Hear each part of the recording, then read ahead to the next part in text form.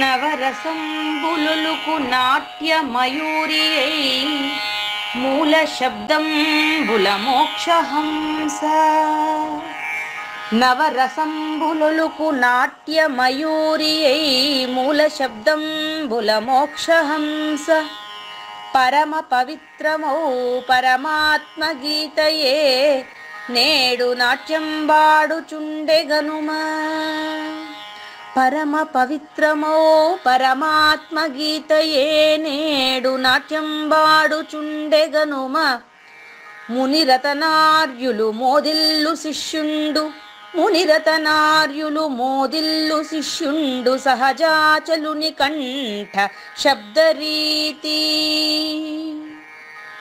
అజ్ఞానతిమిరంబులంతంబుజేయ అనాదిబోధను వినుము ఆర్యులార. అజ్ఞానతిమిరంబులంతంబుజేయ అనాదిబోధను వినుము ఆర్యులార. వినుము ఆర్యులార. తెలిపే జ్ఞానేశ్వరుల్ గీతన్ దివ్య రీతి. తెలిపే జ్ఞానేశ్వరుల్ గీతన్ దివ్య రీతి. ఆణిముత్యమీ గ్రంథము అచలులార. ఆణిముత్యమీ గ్రంథము అచలులార. ఆదరించిరి గీతను అచల ఋషులు గురుని వాక్కుగా గ్రహించి గురుతుగనుడు. ఆదరించిరి గీతను అచల ఋషులు గురుని వాక్కుగా గ్రహించి గురుతుగనుడు. హరి ఓం. శ్రీ గురుభ్యో నమః. ఓం నమో భగవతే వాసుదేవాయ. ఓం నమో నారాయణాయ. ఓం నమః శివాయ.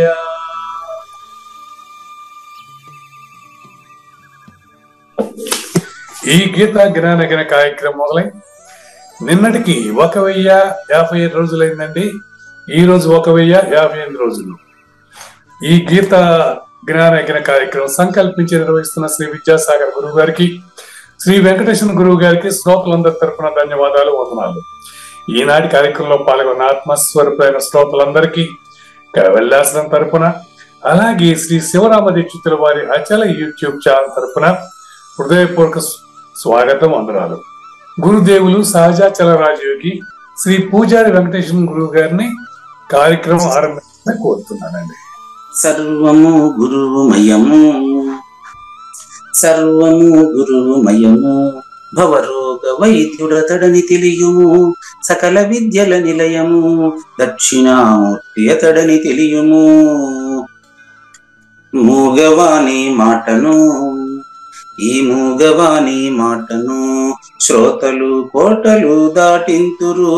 గురు కృపా సిద్ధితోనే నేనెంత ఆనందముందినాను. నిజయోగి శ్రీకృష్ణుడు, నిజ భక్తుడైనట్టి అర్జునుడు. వీరి సంవాదామృతం జనులార మన పాలిట అమృతం. వేదవ్యాసుడు దీనిని జనుల ఎద వికసించునట్లుగాను మహాభారతమందున వెలిగించే కోటి సూర్యుల వెలుగుతో నిత్య సత్య శాశ్వతమైన పరిపూర్ణంలో లేఖనే జరుగుతున్నట్లుగా మనకు తెలియబడుతున్నటువంటి శ్రీమద్ భగవద్గీత జ్ఞానేశ్వరీయ జ్ఞాన యజ్ఞంలో ఇవాళ 1058వ రోజు, అంటే 2024 జనవరి 26. దేశ ప్రజలందరికీ గణతంత్ర దినోత్సవ శుభాకాంక్షలతో ఈరోజు సంపూర్ణ స్వాతంత్ర దినోత్సవం అట. సంపూర్ణ స్వాతంత్ర్య దినోత్సవ శుభాకాంక్షలతో. ఇది నిజంగా సంపూర్ణ స్వాతంత్రం వచ్చింది లేదు, మరి నాకు కూడా ఇంకా అర్థం కావట్లేదు. సంపూర్ణ స్వాతంత్ర్య దినోత్సవ శుభాకాంక్షలతో 2024 జనవరి 26వ తేదీన మనము మోక్ష ప్రాప్తి నొందినటువంటి ఆ యొక్క వ్యక్తి గురించి తెలుసుకున్నాం. అలాంటి మోక్ష ప్రాప్తి పొందిన విషయాన్ని నేను కూడా తెలుసుకోవాలంటే ఏం చేయాలని తెలుసుకుంటున్నటువంటి క్రమంలో ఈ పరిపూర్ణ ప్రబోధ ఎవరికి పడితే వాళ్ళకి సాధారణంగా తెలియజేయరాదు అనేటువంటి కృష్ణదేశికేంద్రుడు 183వ కంద పద్యంతో శ్రోతలందరికీ సాదర స్వాగత సుమాంజలి. శ్రీ గురుభ్యో నమః. శ్రీమద్భాగవత కృష్ణదేశిక ప్రభువులు రచించిన 292 కందార్థ దరువులు సంపూర్ణంగా జ్ఞానయజ్ఞంలో రోజుకొకటి చొప్పున వ్యాఖ్యానించబడిన విషయం శ్రోతలకు విదితమే. ఈ కందార్థ దరువులను రచించిన 19 సంవత్సరాల వరకు అవి ముద్రణకు నోచుకోలేదని, వాటిలోని నిగూఢ భావాలను మరింత స్పష్టం చేస్తూ రచయిత క్షరాక్షరోపాధి ద్వయదోషరహిత పరమతత్వ కందములు 261 రచించారని, తదుపరి సద్గురు శుభాశీస్సులతో ఈ రెండూ కలిపి ఒకే పుస్తకంగా ముద్రించారని పెద్దలు చెప్పగా విన్నాం. పుస్తకం ఇప్పుడు మన భక్తులతో చాలా మంది దగ్గర ఉంది. ఈ కందపద్యాలు భగవద్గీతకు ఉత్తర గీత వలె సద్గురు భక్తులకు కందార్థ దరువులలోని ఎన్నో సమస్యలకు సమాధానమై విలసిల్లుతోంది. ఎంతో ఉపయోగకరమైనటువంటి ఈ కందపద్యాలను రోజుకు ఒక్కొక్కటి చొప్పున వివరించాలని అడిగిన ప్రత్యక్ష శ్రోతల కోరిక మేరకు జ్ఞానయజ్ఞంలో శ్రీకృష్ణ పరమాత్మ సందేశానికి ముందే ప్రతిరోజు కృష్ణ ప్రభువుల దర్శనం మహద్భాగ్యంగా భావిస్తూ ముందుకు వెళదామా? సాధారణముగదల్పకుము ఈ ధరమానవుల బిల్చి ఈ బోధను బల్మేధానిది యాచించిన బోధించుము వద్దు లోభబుద్ధి సుబుద్ధి. సుబుద్ధి అని సంబోధిస్తున్నారు చూడండి. సుబుద్ధి అంటే ఎదిగిన బిడ్డ, అంటే గురువు దగ్గర ఎదిగినటువంటి నిజాన్ని తెలుసుకున్నటువంటి శిష్యుడిలో కాస్త అజ్ఞానానికి సంబంధించిన ఛాయలు ఉంటాయండి. సుబుద్ధి అంటే మంచి విషయం తెలుసు, చెడు చేయకూడదని కూడా తెలుసు, కానీ ఈ రెండు తెలిసినటువంటి వాడు ఉంటాడు కాబట్టి వాడు సుబుద్ధి. గురువు గారికి అట్లా కాదు, ఈ రెండుకి అతీతమైన విషయం తెలిసి ఉండడం వల్ల మంచి చెడులు రెండింటినీ బోధించగల నేర్పు కూడా కలిగి ఉంటాడు గురువు. ఇది ఎప్పుడు చెప్పాలి శిష్యుడికి అంటే, శిష్యుడికి ఆ సమయం వచ్చినప్పుడు, ఆ సంకట పరిస్థితులు వచ్చినప్పుడు మాత్రమే చెప్పాలి. అదే అక్కడ విషయం. అట్లా కాకుండా సాధారణంగా ఊరికే కూర్చోబెట్టుకుని ఏదో కథ చెప్పి మొదలు పెడతాడు వినడు. ఆయా సందర్భం వచ్చినప్పుడు మాత్రమే అది చెప్పాలి. ఉదాహరణకి మీకు విశ్వామిత్రుడు నిన్న చెప్పిన ఉదాహరణ మళ్ళీ ఇక్కడ వచ్చింది చూడండి. ఆయన తపస్సు చేసుకుంటా ఉంటే తల మీద కాకి రెట్టేసిందంట చూడండి. అంటే కాకిని ఉరిమి చూస్తేనే కాకి కాలిపోయేంత శక్తి కలిగినటువంటి వాడికి మంచి చెడులు తెలుసు. దూర్వాసుడికి తెలుదా మంచి చెడు అని? రెండు ఇది మంచి చెడు తెలుదా? తెలియదు అనుకుంటున్నాను. తెలియదు అనుకోవడం మీరు, అది ఇంకేం చెప్తాను చెప్పండి. తెలియదు అనుకుంటున్నారు కదా మీరు. చేస్తాడు గురువు గారు, మీరు తెలియదట్రా. తెలియదంటే మీరు చెప్పడంలో మంచి చెడు తెలిసినటువంటి అబద్ధపు గుర్తుకు అతీతంగా ఉండే విషయం తెలియదని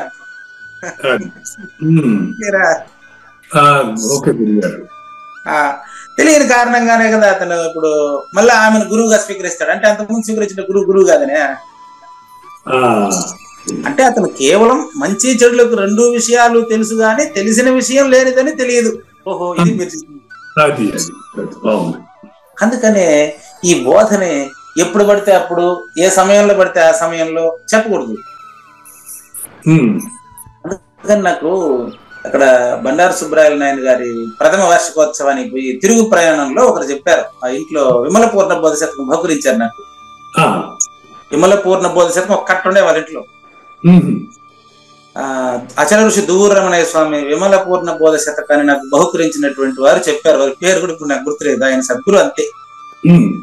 వారు చెప్పారు, దువ్వూరమణయ్య స్వామి వాళ్ళ ఇంట్లో వచ్చి కొద్ది రోజులు ఉండేవారట. బోధ ఎప్పుడు చెప్పేవారంటారంటే, ఆయన మామూలుగా హాయిగా కూర్చొని ధ్యానంలో ఉండేవారట బ్రహ్మ ముహూర్తంలో. అప్పుడు ఎవరిని రమ్మని పిలవడట. ఇది చాలా రహస్యం అండి, నాకు కూడా తెలియదు, ఏదో కాలక్రమంలో కాబట్టి చెప్తున్నాను. సాధారణంగా ఈ బోధ చెప్పకూడదు, ఎప్పుడు చెప్పాలని చెప్పి అడిగితే దానికి చెప్తున్నానండి. అది కూడా జీవితంలో సంఘటన చూసే చెప్తున్నానండి. నాతో పాటు ఎవరెవరు వచ్చారో కూడా ఇప్పుడు నాకు గుర్తులేదు. పరమేశ మంగళానికి సంబంధించినటువంటి చాలా మంది వచ్చారు, నన్ను అక్కడికి పిలుచుకొని వచ్చారు. వచ్చే దారిలో వాళ్ళ ఇంట్లో అక్కడ ఒక రోజు ఉండాల్సి వచ్చింది. ఆ ట్రైన్ టైమింగ్స్ వల్ల అర్ధరాత్రి ట్రైన్ అది. అందుకోసం వాళ్ళ ఇంట్లో నైట్ చాలాసేపు ఉండాల్సి వచ్చింది అనమాట.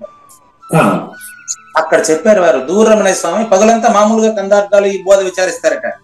ఆ, కానీ ఆయన కానీ ఉదయం 2, 3 ఆ సమయంలో లేచి కూర్చొని ధ్యానం చేస్తూ ఉంటారట. అనిష్టంగా అది మేరకు వచ్చేస్తుందంట ఆయనకి. ఉమ్, ఆ సమయంలో శిష్యుడు కూడా తనకు తానుగా తన ఆలోచనలు తనకు తానుగా తెమలకుండా తనకు తానుగా మెలకు వచ్చి శిష్యుడు అయితే అప్పుడు చెప్పేవారట బోధ. ఆ, ఆ, అంటే అప్పుడు శిష్యుడు కూడా పరిపక్వత చెంది అడుగుతున్నాడు కాబట్టి ఆ సమాధానం అప్పుడు చెప్తేనే అర్థమవుతుంది. అది. ఉమ్, ముందు రోజు పగుళ్ళు ఆయనకు అర్థం కాలేదనే, ఆయనకు తెలియదని, గురువుకు తెలియదనే. ఆ, ఆ, తెలిసినప్పటికీ మీరు చెప్పినట్లుగా అది సమయం కాదు. ఎందుకు చెప్పాల్సి వచ్చిందంటే మీ క్వశ్చన్ మార్క్ నాకు అర్థమైంది. ఎప్పుడంటే అప్పుడు ఎందుకు చెప్పకూడదు అని మీ క్వశ్చన్ మార్కా? లేదు గురుగారు, అదేం కాదు, అంతే. చూడండి, శిష్యుడి పరిపక్వత చెంది అడిగినప్పుడు ఆ సమయంలో మాత్రమే అది చెప్పాలి. అవునండి, కరెక్ట్. ఆ సమయాన్ని గురువు చూస్తాడండి. గురువుకు ఉండే చూపు చూపిస్తాను ఇప్పుడు మీకు. ఇప్పుడు ఒక చావు దగ్గరికి పోయినప్పుడు ఒక అతనికి కన్నీళ్ళు వస్తుంది, ఒక అతనికి రాదు.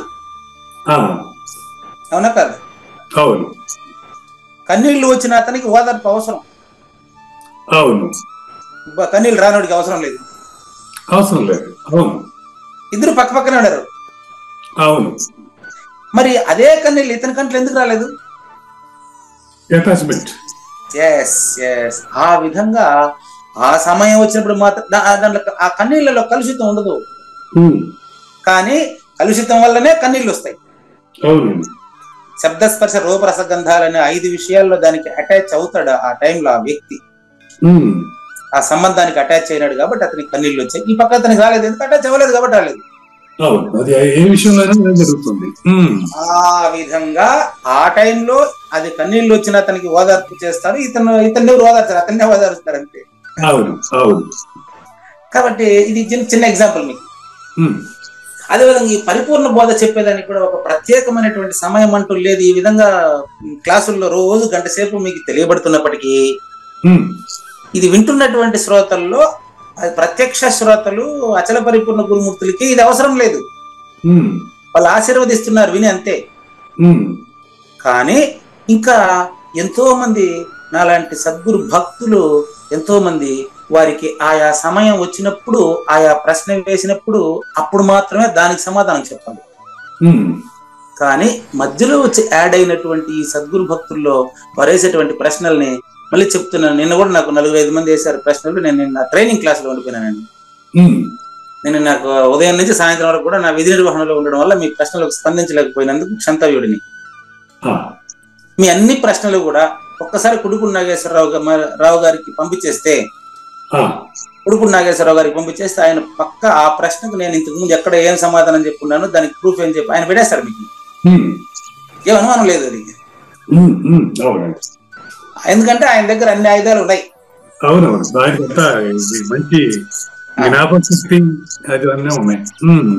ఆ ప్రశ్నకు సమాధానం అప్పుడు మీకు తీరిపోతుంది. అదే విధంగానే సాధారణంగా ఈ బోధ తెలపకూడదు. దీంట్లో కొన్ని రహస్యాలు ఉంటాయండి. ఏమిటా రహస్యాలంటే, నిన్న మియా సాహెబ్ శిష్యురాలు ఫోన్ చేశారు. ఎవరు? మియా సాహెబ్, మస్తాన్ వల్లి గారి వాళ్ళ నాన్నగారు అనుకుంటాను. కదిరి అనమాట. ఆమె హైదరాబాద్ లో ఏదో స్కూల్ ప్రిన్సిపాల్ అట. ఫోన్ చేసినప్పుడు ఈ విధంగా నేను పలానా వారి శిష్యురాలనండి, మరి మీ దగ్గర కూడా ఏదైనా సందేహాలు సలహాలు అడగొచ్చా అని అడిగారు. అదేంటమ్మా అలా అంటావు, నువ్వు నన్ను కాదు, నువ్వు ఎవరితో మాట్లాడినప్పటికీ నువ్వు మియా సాహెబ్ చూసినప్పుడు ఈ ప్రశ్నే నీకు రాదు. నువ్వు ఎవరితో మాట్లాడినప్పటికీ కుడుకున్నా, ఇప్పుడు మీరు ఎవరితో మాట్లాడినప్పటికీ మేకా నిర్భయానందాన్ని చూసినారంటే మీకు అసలు ప్రశ్నే రాదు. కాబట్టి మియా సాహెబ్ వేరు, నేను వేరు, నువ్వు వేరు అనుకుంటేనే కదా ఇప్పుడు నీకు ఆ ప్రశ్న వస్తుంది. కాబట్టి నువ్వు మియా సాహెబ్ గారి దగ్గర తెలుసుకున్నది 25%, ఇంకా 75% తెలియాలమ్మా. నువ్వు ఇతర గురువుల దగ్గర మియా సాహెబ్ దగ్గర తెలిసిన విషయాలని షేర్ చేయడం వల్ల నీకు తెలుసుకునేటువంటిది మరొక 25%. నీ దగ్గరికి శిష్యుడు వచ్చి అమ్మా నువ్వే నా గురువు తల్లి అని చెప్పాడంటే వాడి దగ్గర నువ్వు నేర్చుకునేది మళ్ళొక 25%. ఇవన్నీ ఒకేసారి రాదు. 75% పూర్తవుతుంది. ఉమ్, తర్వాత కాలక్రమంలో నీలోనే తెలియబడేది మరో 25%, అప్పుడు 100% అవుతుంది. ఉమ్, ఉమ్, అంటే దాన్ని అడగబాకండి. ఉమ్, ఉమ్. ఇది బోధ క్రమం, అది వేద ప్రమాణమే. అదే చివరిలో అది నిర్ణయం వేదానికి తెలియదు. అంటే గురువు గారు ఇప్పుడు 75% వరకు నిర్ణయం గ్యారెంటీనా? ఖచ్చితంగా 3/4 భాగం కొండ నిండిందంటే నిన్నట్ట. మరి గురువు మరి సూచన ఇచ్చారు అంటే 25% లోనే సూచన ఇచ్చేశారా? గురువు సూచన ఇవ్వడం అంటే పాలు కాగబెట్టి అన్ని చేసి తోడు పెట్టడం వంటిది. ఆ, మళ్ళీ అది పెరుగయ్యి మరి అవన్నీ తర్వాత రావాలి అంటే అది ఇంకా దాన్ని ఇప్పుడు ఏదైతే చేయబడిందో దాన్ని కంప్లీట్ గా తనలోనే ధ్యానం చేయాలి, ఆచరించాలి. అది ఆచరణ పార్ట్ ఆఫ్ ఇట్. అది ఓకే, మరి చక్కగా బాగుంది. ఆచరిస్తూ ఉంటే బోధించేదానికి వేరే వాడే వస్తాడు, ఎవడో అతుక్కుని వస్తాడు నిన్ను.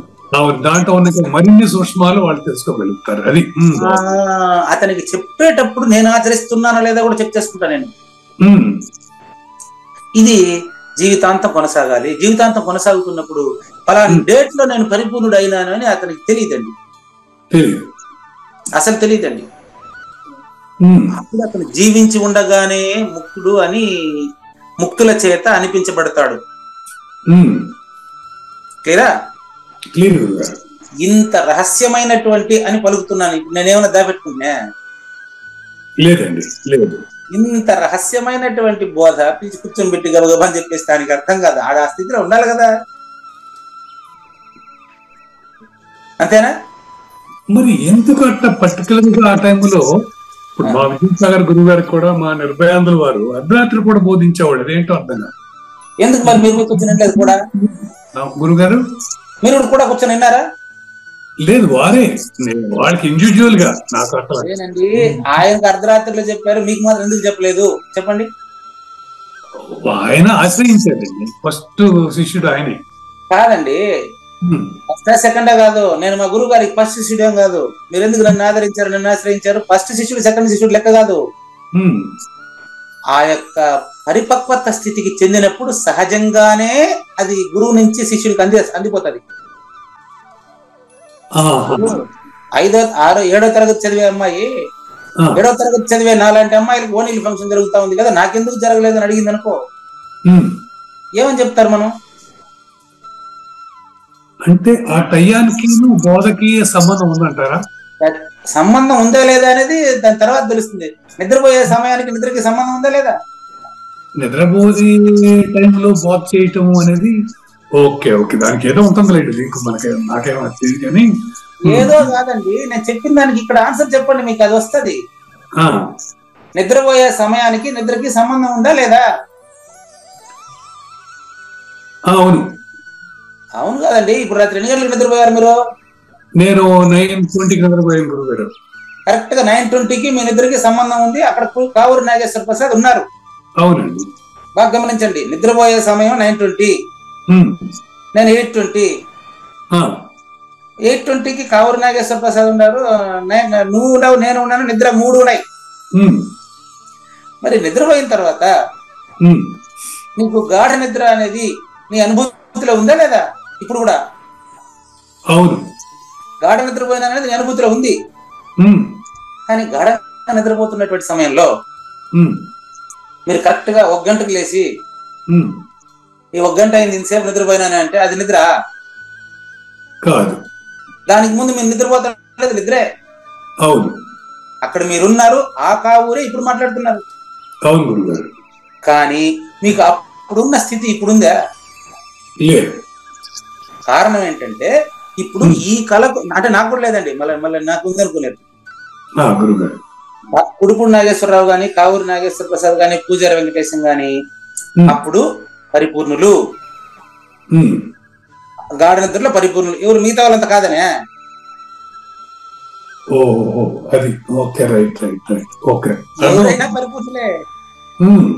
కానీ ఆ విషయాన్ని సద్గురుమూర్తి ద్వారా సూచన కాబడినప్పుడు మాత్రమే అది తెలుస్తుంది. సద్గురుమూర్తి ద్వారా సూచన కాబడడం అంటే శిష్యుడు కూడా పరిపక్వత స్థాయికి చెంది ఉండాలి.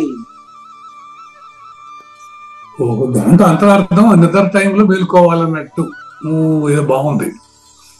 అబ్బా, దగ్గరికి వచ్చారు తండ్రి. నిద్ర టైంలో మేలుకోవాలనేది కాదండి, భౌతికంగానే వచ్చారు. ఇంకా నిద్ర టైంలో మేలుకోవాలని కాదయ్యా,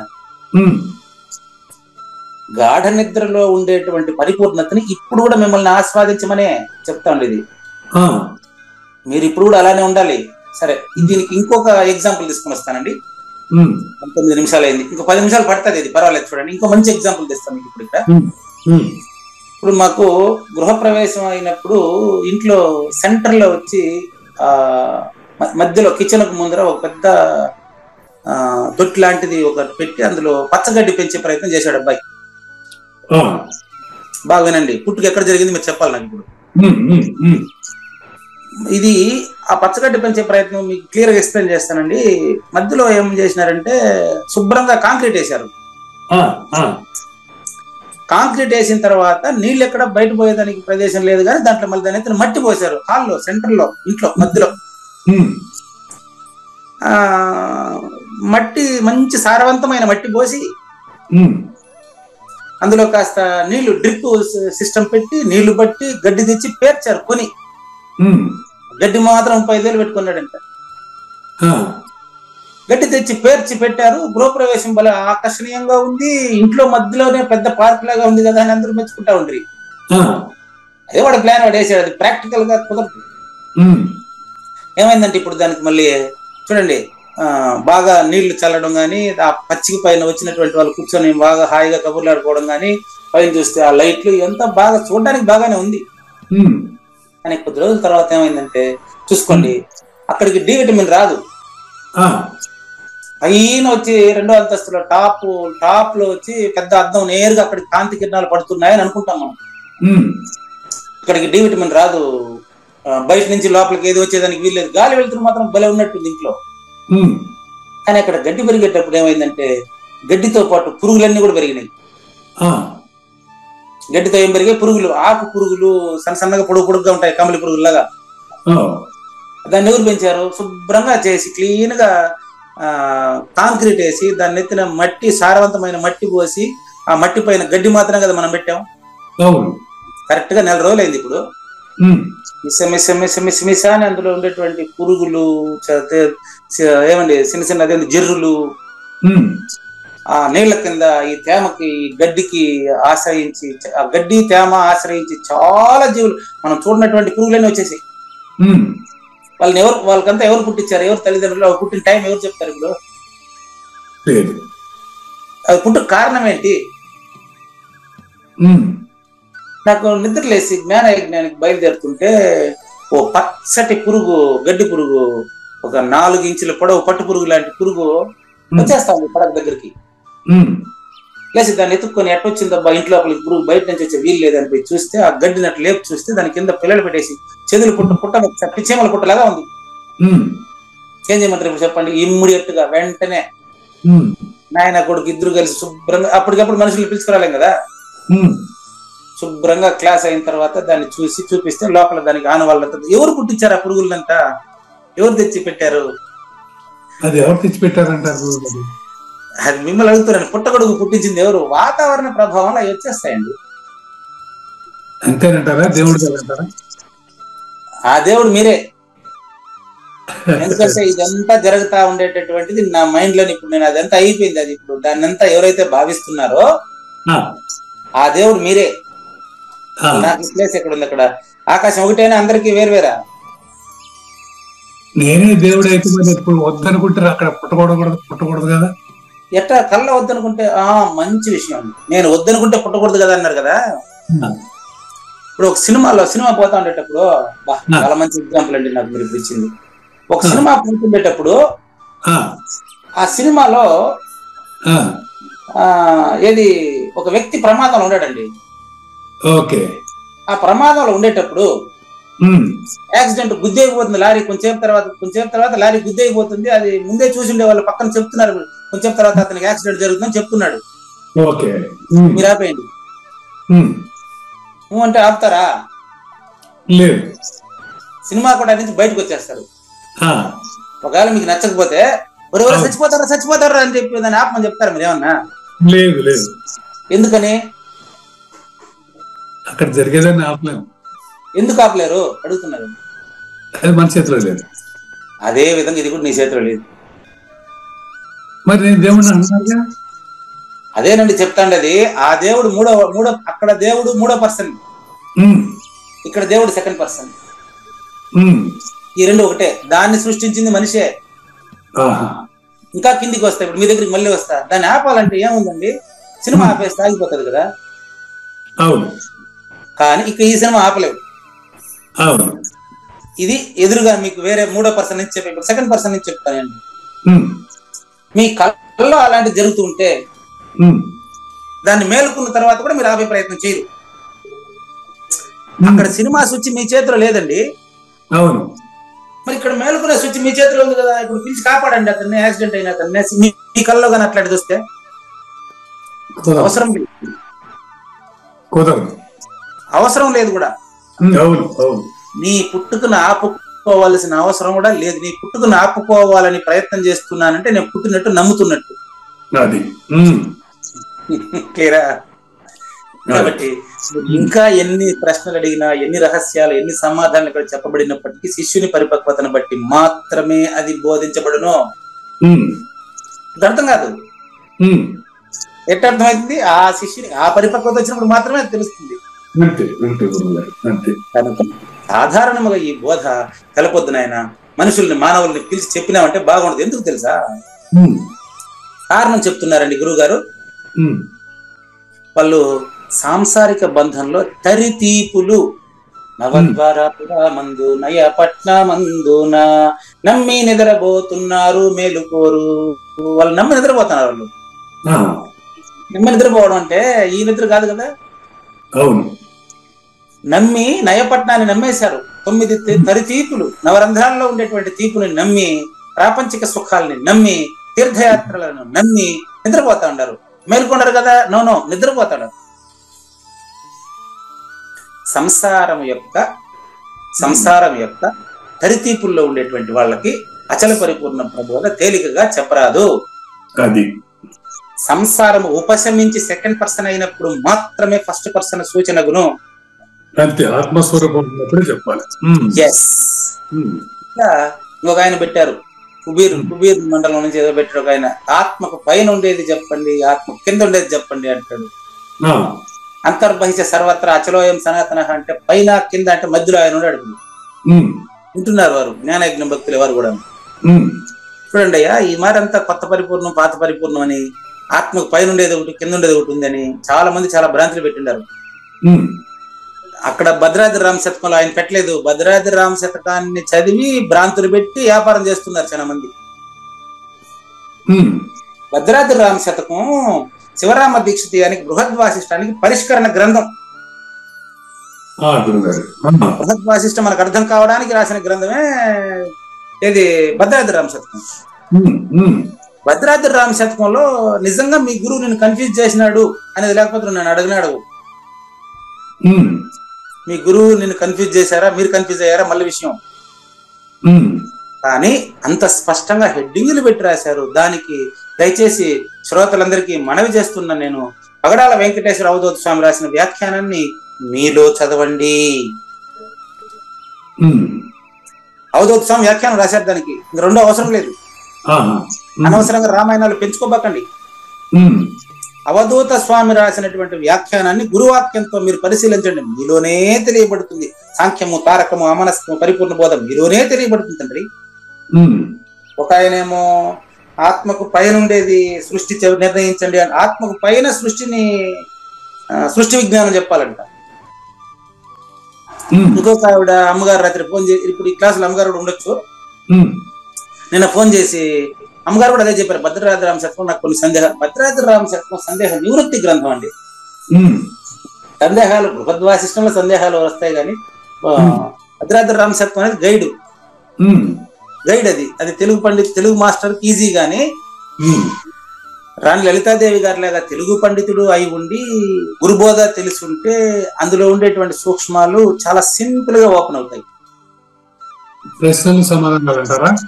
ఏమండి? ప్రశ్నలు సమాధానాలు అంటారా? ఎస్. ఓకే. సింపుల్ గా ఓపెన్ అవుతాయి. అంతేగాని ఆత్మ అనే పదానికి ముందు అర్థం తెలుసుకోండి. ఇప్పుడు మీరు అన్నారు, మీరు ఆత్మబోధ నిర్ణయం అయి ఉంటే అన్నారు, అంటే నా గురించి నాకు తెలిసి ఉండాలని అర్థం. అదే కేవలాత్మ అంటే అంతటా నిండి ఉండేటువంటి పరిపూర్ణమని అర్థం. అందులో ఇది లేదు, అందులో ఇది లేదు, ఇందులో అది ఉంటది. గమనించండి, అందులో ఇది లేదు, ఇందులో అది ఉంటది, అనుమానమే లేదు. అందులో ఇది లేదు, అందులో అంటే పరిపూర్ణంలో. ఎస్. ఇందులో అది ఉందంటే, ఇందులో అది ఉందంటే ఎరుకలో పరిపూర్ణం తెలియబడాలా కదా. ఎప్పటికీ తెలియబడదు, కానీ ఉంది. ఎప్పటికీ ఎరుకకు పరిపూర్ణం తెలియబడదు. తెలియబడటం అనేది ఉండదు, ఎరుక విడటమే పరిపూర్ణం తెలియటం. ఇంకేం కావాలండి మీకు? ఇంకేం కావాలండి మీకు? రాత్రి నిద్రపోయినప్పుడు నేను నిద్రపోతున్నానని తెలియదు, కానీ నిద్రపోతున్న వాటిలోనూ పరిపూర్ణం ఉంది, మేలుకున్న వాటిలోనే పరిపూర్ణం ఉంది, మరణించిన వాటిలోనే పరిపూర్ణం ఉంది, జన్మించిన వాటిలోనే పరిపూర్ణం ఉంది. ఎందుకంటే ఈ మూటికి ముందు కూడా అది ఉంది కాబట్టి. అంతేనా?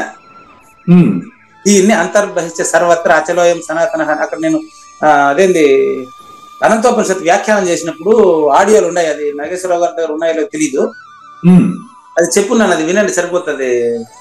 అంతర్బహిష్ట అంటే లోపల బయట అన్నారు కాబట్టి మధ్యస్థము సృష్టించరాదు అని రాశాను. అక్కడ మీకు గురుపదంలో బాగా అది ప్రసారమైందండి కొన్ని నెలల పాటు. మళ్ళీ పత్రిక ఎత్తేసారనుకోండి, అది వేరే విషయం, ఇప్పుడు అవసరం లేదు మనకు. కాబట్టి సూక్ష్మాతి సూక్ష్మమైనటువంటి తెలివి కలిగిన అతడు అచల పరిపూర్ణమైనటువంటి వస్తువును గురు సూచన చేత గుర్తించే సమయం వచ్చినప్పుడు మాత్రమే ఆ ధర్మ మర్మములు అతనికి అర్థమవుతుంది.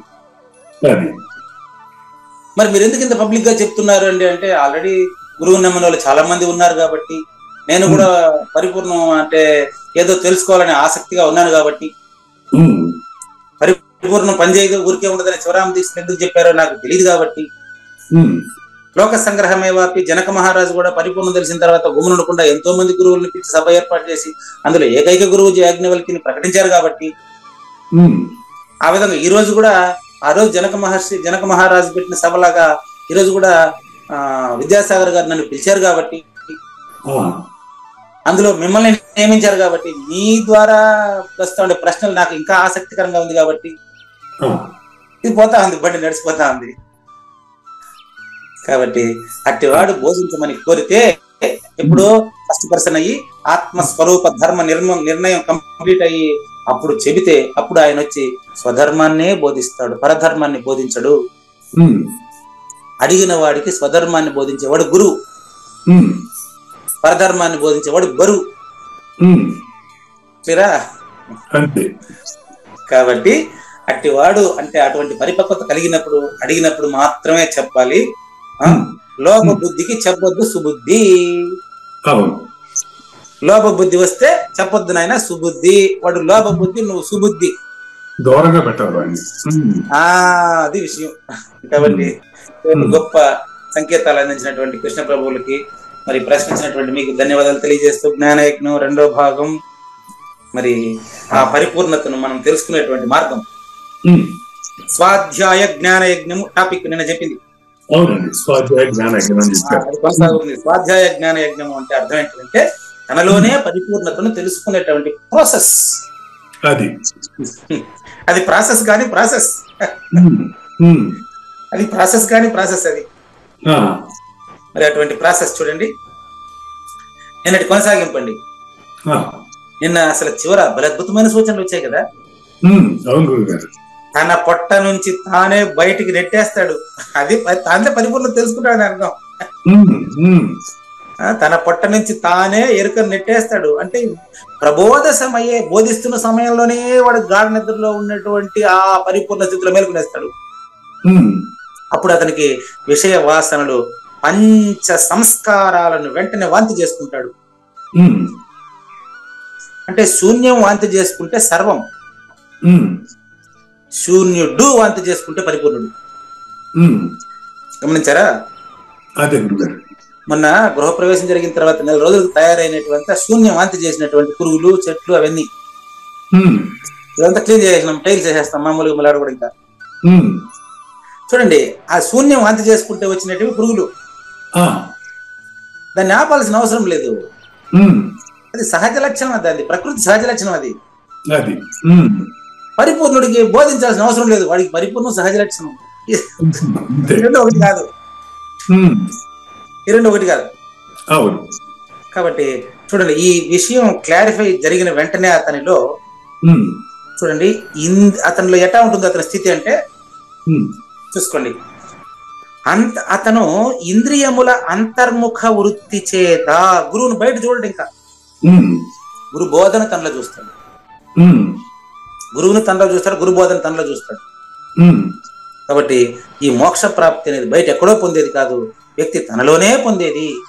ఆ, చూసుకోండి, అంతర్ముఖ వృత్తి చేత పవిత్ర తటము వద్దకు తెచ్చి వాటితో ఉపయుక్తమగు ప్రాయశ్చిత్తము చేయించి దేన్ని ఉమ్, ఇంద్రియాలని, ఉమ్, స్వాధ్యాయ జ్ఞాన యజ్ఞం కదా ఇది. అవును. తన ఇంద్రియాలని తనే కాలుస్తాడు, తన జ్ఞానాగ్నిలో తన విషయ వాసనలో తనే దగ్ధం చేస్తాడు. ఉమ్, ఏ విధంగా చూడండి, అతను నేను కూడా ప్రాక్టీస్ చేసుకుని వచ్చిన ఆయన చెప్పు ఉమ్, ఎట్లా అనేది. అది నేనేం ప్రాక్టీస్ చేశానో గురువు గారు చెప్తారు మీకు. అదేనండి.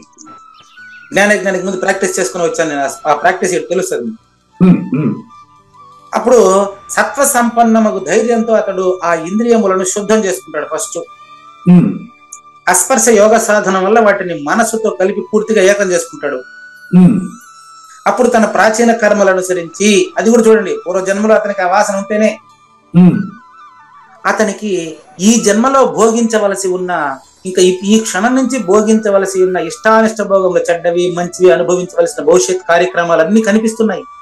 ఉమ్, కానీ వాటన్నిటినీ ఇతను రాగద్వేషాలకు విషాదం చెందకుండా, రాగానికి పోకుండా, దాన్ని తిరస్కరించకుండా, దాన్ని ఆహ్వానించకుండా, తిరస్కరించకుండా ఇతని జ్ఞానాగ్నిలో కాలిపోతాయి అవన్నీ. ఉమ్, ఒకవేళ భోగంలో మంచిది ఉన్నాయి, సుఖం ఉన్నాయి ఆ, అంటే రాబోయే జీవితంలో నాకు నా ఇంట్లో పెళ్లి ఉంటాయి, సాగు ఉంటాయి, ఉంటాయి ఉండవా? ఉమ్, ఉమ్, ఉమ్, ఉంటాయి ఉండవా? ఉంటాయండి. డిఫరెంట్ గా మంచి సుఖమే ఉంటాయి, కష్టం సుఖం. అంటే మా ఇంట్లో పెళ్లి సాగు రెండు ఉంటాయి అంటే అది లేని లేదని ఉంటే చెప్పండి. ఏది ఉండదండి, ఎక్కడ ఉండదు. అంటే పెళ్లి గాని, చావు గాని, పుట్టినరోజు గాని, సచినరోజు గాని, దినాలు గాని, ఇంకేదైనా గాని, గృహప్రవేశం గాని, తర్వాత గృహం కట్టించడం గాని, గృహాన్ని కూల్పించడం గాని, ఆ రెండు కంప్లీట్ కాలిపోతాయి అతనిలోనే. అవునండి. ఇంకా అతను దాంట్లో చిక్కోడు. బాగుందండి, చక్కగా చెప్పారు. ఇట్లా ఓ కావూరి నాగేశ్వర ప్రసాద్ గారు మంచి చెడులు అనేటువంటి లోభ క్షోభాలన్నీ కూడా వదిలి అతను ఎక్కడుంటాడంటే అచల పరిపూర్ణ స్థితిలో పర్వతాది శీతల గుహలోనికి పోయి నివసించసాగును. అంటే అడవిలోకి పోయి నివసించాలని కాదు, అచల పరిపూర్ణుడై తనలోనే కదులుతున్న శరీరంలో కదలని స్థితిలో ఉంటాడు. అది అప్పుడు అతను ఆహారాన్ని ఎలా తీసుకుంటాడు? ఆహారం అంటే మీరు అనుకున్నట్టుగా అక్కడ గైడ్ లో కూడా పుస్తకాలు అదే రాసి పెట్టారు. మితాహారం, సాత్వికాహారం, శాకాహారం, మాంసాహారం మానేసి శాకాహారం తినేది అట్లా రాసి ఉంటారు. మాంసాహారం మానేసి శాకాహారం భోంచేసే వాడికి కోపం రాదా? అతని ప్రకృతి యొక్క విషయాలకు స్పందించడా? స్పందిస్తాడండి. కాబట్టి ఇక్కడ ఆహారం అంటే ఏంటో చెప్పేదానికి తర్వాత శ్లోకంలో చూద్దాం. ఆహారం నిరాహారం అంటే అర్థం ఏంటంటే విషయాలను తీసుకోవడం ఆహారం అండి. ఆహారం అంటే విషయాన్ని తీసుకోవడం. ఓకే. విషయరహితుడు నిరాహారి, పరిపూర్ణుడు. ఓకే. ఆ విషయం ఇక్కడ చెప్పబోతున్నారు. కానీ శ్రీ భగవాన్ ఉవాచ, శ్రీ భగవాన్ ఉవాచ వివిక్త సేవి లఘ్వాసి, వివిక్త సేవి లఘు ఆసి, యతవాక్కాయ మానసః, యతవాక్కాయ మానసః, ధ్యాన యోగ పరో నిత్యం, ధ్యాన యోగ పరో నిత్యం, వైరాగ్యం సముపాశ్రితః, వైరాగ్యం సముపాశ్రితః. ఇందులో లఘ్వాసి అనేది చాలా ముఖ్యమైనటువంటిది, భగవద్గీత సారాంశం అండి. లఘ్వాసి అంటే అర్థం ఏంటంటే అస్పర్శ యోగాన్ని పాటించుట అని అర్థం. ఇక్కడ ఈ పదానికి ఈ ప్లేస్ లో అది అంటే పంచ విషయాలలో ప్రవర్తిస్తున్నప్పటికీ అతను అశరీరుడుగానే ఉండుట. దిస్ ఇస్ లఘ్వాసి. అది అంటే మిత భోజనం అనమాట. మిత భోజనం చేసేవాడు. మిత భోజనం కాదు అది. అదే విషయాలను తక్కువగా తెచ్చుకునేవాడు. తక్కువగా కాదండి, మిత భోజనం కాదు, తక్కువగా కాదండి. నేను చెప్పింది బాగా మళ్ళీ అదే చెప్తాను చూడండి. నిరాహారిగా జీవిస్తాడు, విషయాలకు దూరంగా జీవిస్తాడు. ఇంకో ఎగ్జాంపుల్ చెప్తాను మీకు. ఎంత దూరంగా జీవిస్తాడు విషయాలకి అంటే, ఎప్పటికీ ఎప్పటికీ ఎప్పటికీ ఎప్పటికీ ఎప్పటికీ కుండ మట్టికి తగలదు. కుండ మట్టి తగలదంటారా? అస్సలు తగలదు. చెక్ చేస్తా. ఏమండి? కొండే మట్టి కదా, కాబట్టి తగలవలసిన అవసరం లేదు. అదే ఓకే. మీకు అంతకుమించి అర్థం ట్రై చేస్తాను, మీకు ఇంకా దగ్గరగా చెప్పే ప్రయత్నం చేసేదే. రెండోది అయినప్పుడే తగులుతుంది అంతే కదా. నేను కుండ అనే జ్ఞానము మట్టికి లేదు. నాకు నేను తగలలేదు. అది అది అప్పుడు నువ్వే పరిపూర్ణుండి ఆయన. సరిపోయినా? చూసారా, కావూరి నాగేశ్వర ప్రసాద్ గారి ప్రశ్నల వల్ల వచ్చేటువంటి ఆన్సర్లు ఇవన్నీ. నేను ఇది సత్యానందగిరి పేరవరం గీతా మందిరం ఆయన చెప్పిన ఉదాహరణ ఇక్కడ ఉపయోగించా. అసలు నాకు కుండ కనపడలేదండి అంటే ఇది దాని అర్థం. అంటే మట్టికి కుండ ఎప్పుడన్నా కనిపిస్తుందా? అట్టని మట్టి లేదంటావా? అదే విధంగా పరిపూర్ణుడు ఎరుక ఎప్పుడన్నా కనిపిస్తుందా? కనపడదు. నాకు కనపడదు. అంతెందుకో, సూర్యుడి వల్ల రాత్రింబవల్లో అని అంటాం.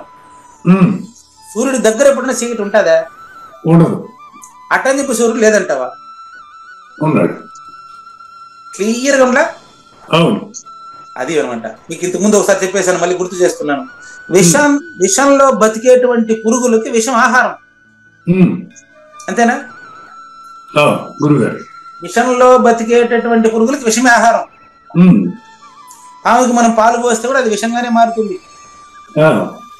పాము పాలు తాగింది అనుకో, పాలు తాగదనుకోండి వేరే విషయం, తాగితే అది కూడా విషయమే కదా. తాగుతుందో లేదని ఇప్పుడు ఆ డిస్కషన్ పెట్టబాకండి నాకు. పాము పాలు తాగితే కూడా విషంగానే మారుతుంది. అదే నేను తాగితే మాత్రం ఎముకలు బలం చేకూరుతుందట. అంటే క్షేత్రాన్ని బట్టే క్షేత్రజ్ఞుడు. క్షేత్రాన్ని బట్టే క్షేత్రజ్ఞుడు. క్షేత్రజ్ఞుడు రహిత క్షేత్రజ్ఞుడు అంతటా ఉంటాడు. క్షేత్రాన్ని బట్టి క్షేత్రజ్ఞుడు. బాగుందండి. ఇంకొకటి, క్షేత్రజ్ఞుడిని బట్టే క్షేత్రం కూడా.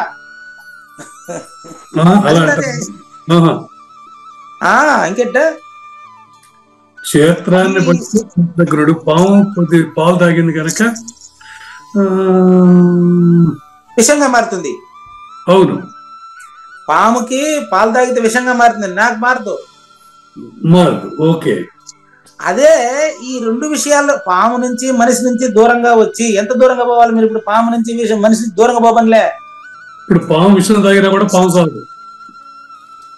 అదే అది అట్టబట్టండి.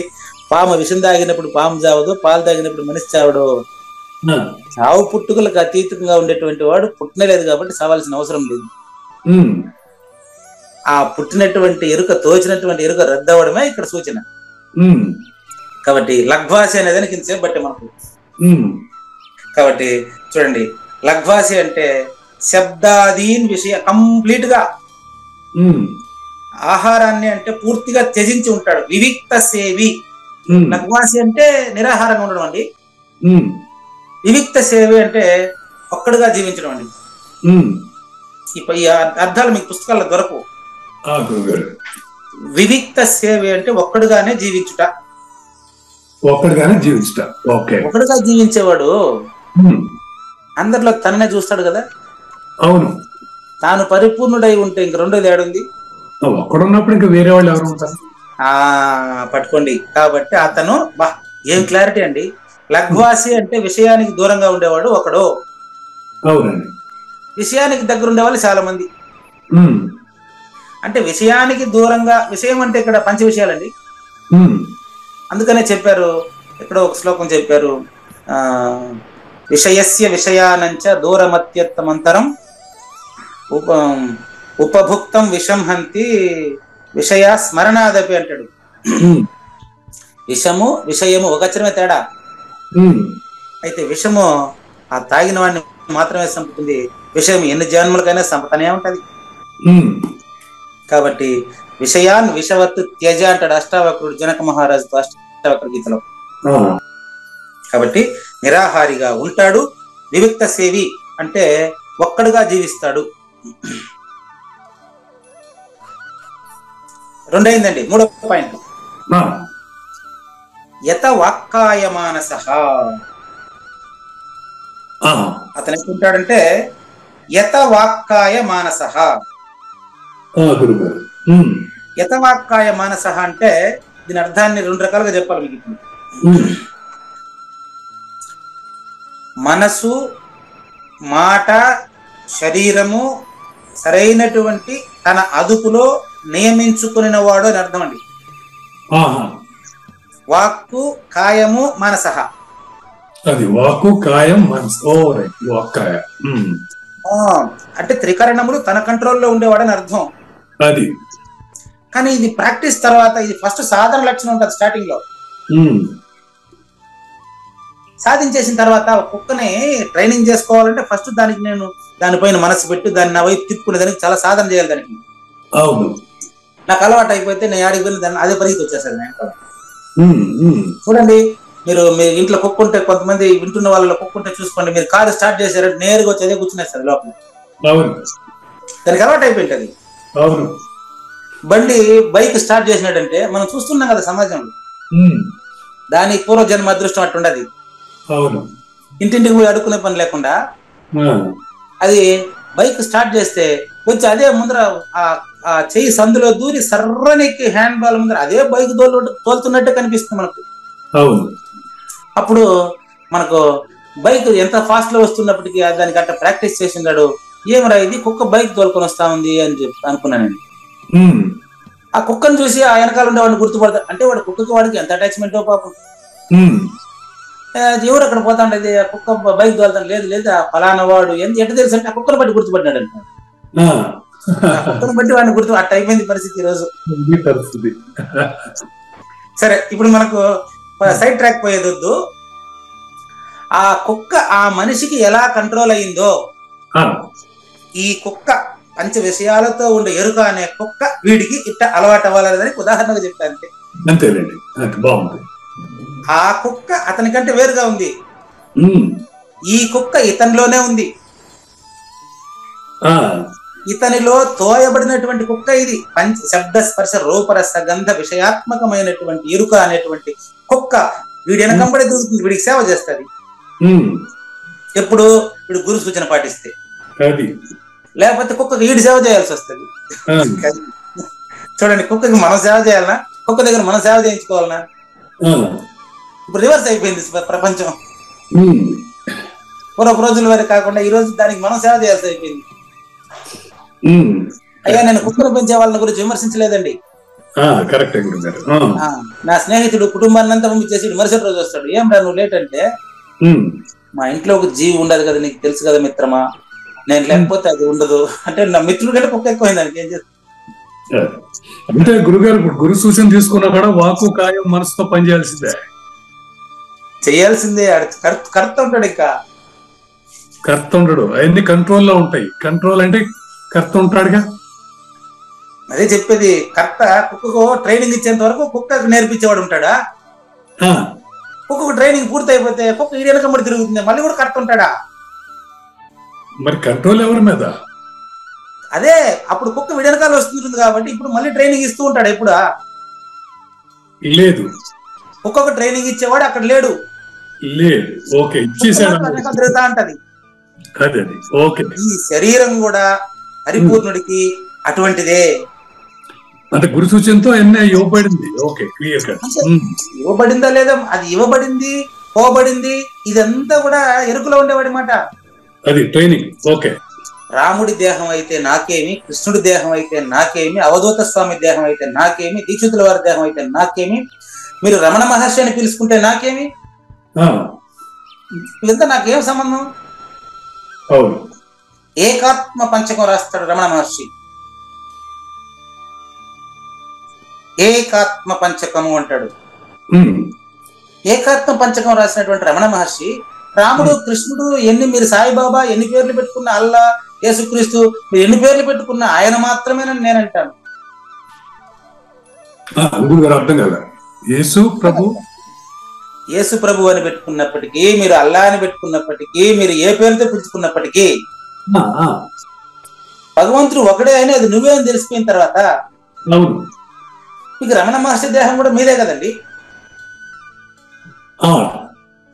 రమణ మహర్షి దేహం అయినా ఎవరి దేహం అయినా ఒకటేనా? పరిపూర్ణుడికి ఇన్ని దేహాలు ఉన్నాయా?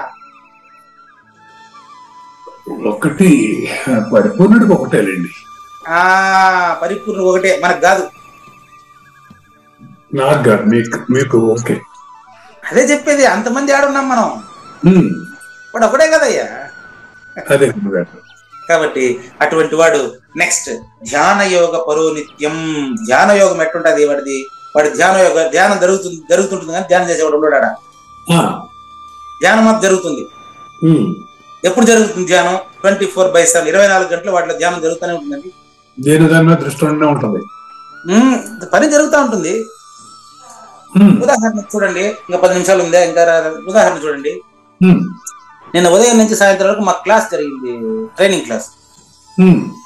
నేను రోజుకి 4-5 శ్లోకాలు శ్రీ గురు గీత నేనే టైప్ చేసి పంపించేవాడిని అమ్మగారికి. ఆమె గానం మాత్రం చేసేది, కానీ ఆ గానం చేసేటువంటి ఆవిడకి ఉండేటువంటి భక్తి కావచ్చు, ఇంకేమైనా కావచ్చు, నాకు ఒక పక్క ట్రైనింగ్ క్లాస్ జరుగుతూనే ఉంది. డిస్టర్బెన్స్, చుట్టూ మైకులు ఫుల్, సీసీ కెమెరాలు పెట్టి క్లాస్ జరుగుతుంది. నేను కొన్ని శ్లోకాలు ఇయర్ ఫోన్ పెట్టుకుని ఇయర్ ఫోన్ లోనే చెప్పేసా కొన్ని శ్లోకాలు. చివరి ఒక మాట చెప్పా, అమ్మా ఇక్కడ డిస్టర్బెన్స్ ఎక్కువ ఉంది, మీకు అర్థమైంది కదా నాకు తెలియదు, ఈ రోజు మాత్రం టైప్ కూడా మీరే చేయాలని మెసేజ్ పెట్టి అంటే వాయిస్ ఇచ్చా. రాసేదానికి కానీ కూడా టైం లేదు. అంటే ఇప్పుడు నేను నా క్లాస్ జరిగింది కానీ శ్రీ గురు గీత రచన ఆగిందే. 10 శ్లోకాలు కొన్ని శ్లోకాలు చెప్పేటప్పటికే ఆవిడ వెంటనే వినడం, టైప్ చేయడం, పుస్తకం ముందుకు రావడం అయిపోయింది. నిన్న ఆ పని ఆగలేదు.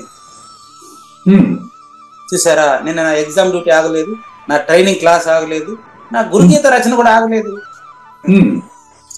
మరి ఈ నా అనేటువంటి పూజారి వెంకటేశం మాత్రం తన పని తను చేసుకుంటూ వాడు పక్కకున్నాడు, వాడు ఆ పనుల పాటు అవుతున్నాయి. కానీ పరిపూర్ణ ఆలోచన రహితంగా ఉంటాడంటారా గురుగారు? సాధ్యమా? పరిపూర్ణుడికి ఆలోచన రహితంగా ఉంటాం సాధ్యమా? ఆలోచన రహితంగా ఉండకపోతే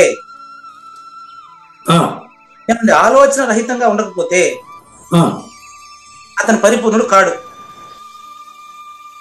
ఆలోచన లేకుండా ఎలా సాధ్యం? అది దాన్ని ఏ రకంగా అనుకోవచ్చు మనం? ఆ విషయం ఆలోచన మీరు రహితమైనాక నాకు మీరే చెప్పండి. మీరు ఆలోచన రహితుడైనప్పుడు గాఢ నిద్రలో మీరు ఎట్టా ఉంటారో మీరు నిద్రపోయేటప్పుడు చెప్తారా? నన్ను మాత్రం అడుగుతారండి, నేను మాత్రం ఎలా చెప్పగలనండి? నేను కూడా చెప్పలేనండి. మీరు చెప్పలేరు కాబట్టి నేనేమైనా చెప్తానేమో, నేను కూడా చెప్పలేనండి.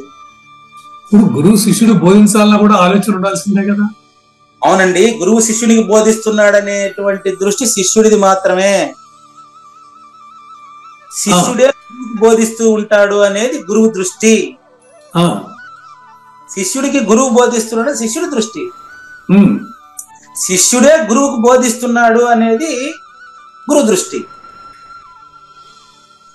కర్త లేకుండా చేయటం కరెక్టే కానీ ఆలోచన లేకుండా ఉండటం అనేది సాధ్యం లేదు.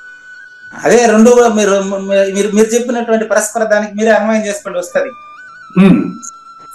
కర్త లేకుండా మరి ఇప్పుడు అదే ఇంతగా చెప్పాను కదా, ఒక్క ట్రైనింగ్ ఇచ్చేటప్పుడు ట్రైనింగ్ ఇచ్చేవాడు ఉంటాడు, ఒక్కొక్క ట్రైనింగ్ ఇచ్చేసిన తర్వాత ట్రైనింగ్ ఇచ్చేవాడు ఉన్నాడు. ఇంకా కర్త లేని వాడికి ఆలోచన ఎక్కడి నుంచి వస్తా ఉంది? కాదండి, ఒక్కొక్క ట్రైనింగ్ ఇచ్చేసిన తర్వాత ఒక్కొక్క వీడియో కాల్ తిరుగుతుందే తప్ప దానికి మళ్ళీ ట్రైనింగ్ ఇవ్వాల్సిన అవసరం లేదు కదా. ఓకే, బాగుంది. దేహం వెనకాల ఈడు పోయినాడు ఇన్ని రోజులు, ఈ వెనకంబడి దేహం వస్తా ఉంటది. అది రాముడు అనండి, కృష్ణుడు అనండి, ఏదో ఒక పేరు పెట్టుకోండి మీ ఇష్టం. ఎన్ని దేహాలు మారినప్పటికీ సర్వభూత స్థమాత్మానం సర్వభూతాన్ని ఆత్మని అంటాడు. మనకు 6 నిమిషాలే ఉంది చూడండి. మరి ధ్యాన యోగ పరోనిత్యం, ఎప్పుడు పరిపూర్ణుడుగానే ఉండేటటువంటి వాడే నిజమైనటువంటి ధ్యాన యోగి. నిత్యము అతనిలో వైరాగ్యం ఉండి నిత్యము ఉంటది వైరాగ్యం, అతను నిత్యం ఉంటది. దృఢమైనటువంటి వైరాగ్యాన్ని ఆశ్రయించి ఉంటాడు. మరి అటువంటి వారి లక్షణాలని జ్ఞానేశ్వరి మాటల్లోనే విందాం. చూడండి, ఆ మనిషి జనసమ్మర్దము గల ప్రదేశములను విడిచి కేవలము తన శరీర అవయవముల సంగత్యమునందే అరణ్యమును నివసించును. దీని అర్థం అడవిలో ఉంటాడని కాదండి. పంచ విషయాలకు అత్యంతంగా ఉండేవాడు ఉండేది ఏకాకిగా ఉంటాడండి. సమాజంలో అందరి మధ్యలో ఉంటే కూడా అతను అడవిలో ఉన్నట్టు లెక్కండి. అతని దృష్టి అలా ఉంటదండి. నా ఏకాంతాన్ని దెబ్బతీసింది. నేను శ్రీ గురు గీత రచనకు అన్ని క్లాసులు నన్ను ఏమైనా నిరోధించాయా? లేదు. కరోనా వచ్చి పరిపూర్ణ దర్శనం ఇంకా బయటకు వచ్చింది. ఇంకా అట్లా అతని ఆటలన్నీ కూడా శమధమాదులతోనే ఉంటది. అతను అక్కడ ఏం పట్టించుకోడు. ఎట్లా అంటే చాలా మంది వచ్చారు నాకు. ఇప్పుడు మీరు చెప్తా ఉంటే గుర్తొస్తాను. మీకు చెప్తున్నప్పుడు చిన్ననాటి మిత్రులంతా కలిశారు ఆ క్లాస్ లో. చిన్ననాటి కొలీగ్స్ అంతా వచ్చారు. ఏ కాలేజీల నుంచో వచ్చారు. ఒక 50 మంది పైన ఒకే రూమ్ లో ఉండడం అంటే ఎన్నో కాలేజీలో ఉండే లెక్చరర్స్ వచ్చారు. వాళ్ళు వచ్చిన ఇయర్ ఫోన్స్ నా మాటలు చూసేసి అబ్బా బిజీగా ఉండరు, అబ్బా అయ్యగారు బిజీగా ఉండరు అనేసి చేయి పైకి లేపేసి పోతా ఉన్నారు. అందరూ 10 మంది పైన. అది ఇప్పుడు మీకు చెప్తే గుర్తొస్తా ఉండాలి. దాని ఇష్టంగా టైం దాని ప్రకారం అది అయిపోయింది. 10 శ్లోకాలు రచన అయిపోయింది, టైపింగ్ అయిపోయింది, అని అయిపోయినాయి. దానికి ఆవిడ కాపెట్టుకోండారు. అది ఎట్లుండాలంటే సద్గురు మాత చెప్తారు, స్వాతి చినుకొచ్చి పడాలంటే, నేను చూడలేదు ఎగ్జాంపుల్ అండి ఇది. స్వాతి చినుకొచ్చి పడాలంటే ఆ ముత్తిపు చెప్పి ఆ నోరు తెరుచుకొని రెడీగా ఉండాలంట. అమ్మగారు ఎట్ట సద్గురు మాత రెడీగా ఉన్నారు. గురువు గారి నుంచి నాకు ఏదైనా మెసేజ్ రాబోతుందా, నేను పని చేద్దాం రెడీగా ఉన్నట్టున్నారు. 10 నిమిషాలు టైప్ చేసి పెట్టేశారు. మరి ఆమె అన్ని పనులు జరుగుతూనే ఉంది. పతివ్రత శిరోమణి ఇంట్లో పనులు జరుగుతా ఉంది. ఆమె టైపింగ్ కార్యక్రమం అయిపోయింది. కాబట్టి ఇప్పుడు పని ఆగిందా? లేదు. చేసేవాళ్ళు ఉండి చేసినాడు లేకుండా చేశాడా మీరే చెప్పాలి. ఆయన ఉండి చేసినాడు లేకుండా చేశాడా? లేకుండా చేశారు. అది అలవాటు అయిపోయింది ఆయనకి. అట్లా చూసుకోండి, అతని ఆటలని శమధమాదులకు జరుగుతుంది. అతనికి మౌనమే సంభాషణము గవాని మాటను శ్రోతలు కోటలు దాటించును గురు కృపా సిద్ధితోనే నేనెంత ఆనందముందినానో. ఎవరు అడుగుతారు మీరు తెలుసుకోండి. మౌనమే అతని సంభాషణ. నెక్స్ట్ టాపిక్ అదేనమ్మా. సద్గురుమాత వాగ్మి మౌని, మాట్లాడేవాడు మౌని, రెండు ఒకే హెడ్డింగ్. నెక్స్ట్ గురుగీత, శ్రీ గురుగీత. దీని తర్వాత అదే రచన మొదలవుతుంది. మనకి 3 నిమిషాలే ఉందే. చూడండి, అతనికి ఆ సమయం గురించి ధ్యాసే ఉండదు. భోజనం చేసేటప్పుడు మనస్సు దీని వలన నా అవయవములు పరిపుష్టవంతం అవుతా ఉంది, దీన్ని తినడం వల్ల నేను బతుకుతున్నాను, ఆకలి తీరుతా ఉంది, ఇటువంటిదే ఉండదు. దీన్ని తినడం వలన ఆకలి ఇటువంటి ఆలోచనలంతా ఉండదు. అది కొంచెం అప్పుడప్పుడు అడుగుతుంటారు, ఏమండి కూరలో ఉప్పు ఉందా, సరిపోయిందా, వంట బాగుందా అని అడుగుతూ ఉంటారు. బాగుంది బాగుంది అంతే. అట్లా అదంతా ఆలోచించండి. ఇంకా నాలుగుకు రుచిగా ఉండాలి, ఉప్పు కొంచెం ఎక్కువ వేయాలి, ఇదంతా ఉండదు. ఇంకా కేవలం భోజనం దగ్గరే కాదు, విషయాల పట్ల అంత ఉదాసీనంగా ఉంటాడని అర్థం అండి. మితముగా నియమితంగా తీసుకునేటువంటి ఆహారం చేత అతనికి కలిగేటువంటి సంతోషానికి పరిమితి ఉండదు. తీసుకునే ఆహారంలో పరిమితి ఉండదు, సంతోషానికి పరిమితి ఉండదు. ఎందుకంటే అనంతానందపరుడు. తాను తిన్న అన్నం యొక్క ఉష్ణత వలన అతనికి క్షీణ ప్రాణములు నిలిచి ఉండాలనే తలంపుతో మాత్రమే కొద్దిగా తింటాడే తప్ప అతనికి అసలు తిండి ఆలోచన గాని పంచ విషయాలకు అతీతుడు అంతే. ఉదాహరణ చెప్పి ముగిస్తానండి. భర్త మినహా మరి ఏ ఇతర పురుషుడిని చూసినప్పటికీ ఆమెకు కామ కోరిక కలగదు పతివ్రత శిరోమణికి. కులీన స్త్రీ అంటాడు జ్ఞానేశ్వరి దీన్ని. కులీన స్త్రీ అతని వైపు కుటిల మనస్సుతో చూసేటువంటి ప్రవృత్తులు కాదు, ఎప్పటికీ ఎప్పటికీ ఎప్పటికీ కాదు. ఒక్కసారి పరిపూర్ణుడైతే విషయంలోకి రాడు వాడు. అందుకనే విషయంలోకి వచ్చే వ్యభిచార బుద్ధి, విషయంలోకి రాకుండా గురువాక్యం మీద ఉంటే అవ్యభిచార బుద్ధి పరిపూర్ణత. కాబట్టి అతను కూడా నిద్ర ఆలస్యము అనేటువంటి విషయాలకి అతను అసలు అవకాశం ఇవ్వడు. అంటే అతనిది నిద్ర కాదు, నిర్నిద్ర. నిద్రపోతుంటే కూడా నిద్రపోని వాడే, అతను నిద్రపోకుండా మాట్లాడుతున్నప్పటికీ నిద్రపోయిన వాడే. లేనిది లేదు లేదు, ఉన్నది లేకపోవుట లేదయ్యా, ఈ గొప్ప మర్మమంతా నీ వలన తేటగా తెలిసెనయ్యా. ఏకాత్మ ఎందుండును నిరాహారి తన ఎందు తానుండును, మనోవాక్కాయంబుల పూర్తిగా స్వాధీనమయ్యుండును. నిత్య వైరాగ్యంబును పాటించి పరమునే ధ్యానించును. శ్రీకృష్ణుని పలుకును సూటిగా తలపలా మునిరత్నమే, శ్రీమించిన భావమై సద్గురువు చెప్పకనే చెప్పెను గదా. సద్గురాత్మండి మంగళం అమ్మ సరే అండి. జయ మంగళం నిత్య శుభమంగళం, జయతు జయ మంగళం మహోత్సవ మంగళం. జయ మంగళం నిత్య శుభమంగళం, జయతు జయ మంగళం మహోత్సవ మంగళం.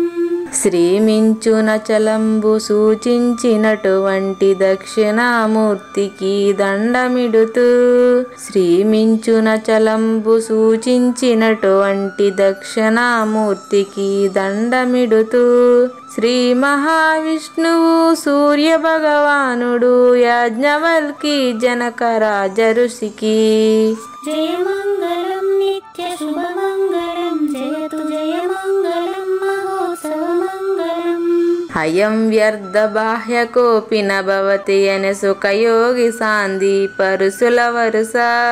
అయం వ్యర్థ బాహ్య కోపిన భవతి అనే సుఖయోగి సాంది పరుసుల వరుస. దీనినే శ్రీకృష్ణ పరమాత్మ వద్దనే ఎరిగరిగిన ఉద్ధవార్జునులకు. జయ మంగళం నిత్య శుభమంగళం, జయతు జయ మంగళం మహోత్సవ మంగళం. శ్రీ అల్లమా ప్రభు బసవేశ్వరుండును బ్రహ్మానంద రామానంద స్వామి. శ్రీ అల్లమా ప్రభు బసవేశ్వరుండును బ్రహ్మానంద రామానంద స్వామి. నవరసాలు లిఖించు నాట్యమయూరిగా గీతను మలచిన జ్ఞానేశ్వరులకు. జయ మంగళం నిత్య శుభమంగళం, జయతు జయ మంగళం మహోత్సవ మంగళం. కబీరు దాసుడు సహజానంద గురుడు రామావధూతయు రాజితముగా. కబీరు దాసుడు సహజానంద గురుడు రామావధూతయు రాజితముగా. అంబికా శివయోగి శ్రీవేమన నిరంజన వెంకయ్య తిరువెంగళార్యులకును. జయ మంగళం నిత్య శుభమంగళం, జయతు జయ మంగళం మహోత్సవ మంగళం.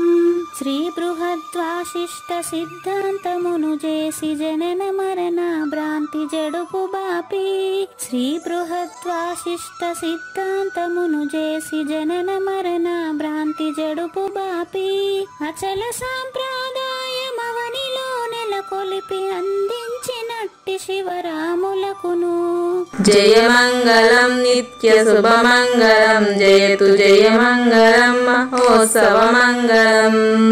మెప్పైన బోధల తిప్పలు బాపిన అప్పయ్య మంత్రియు అచల గురులు.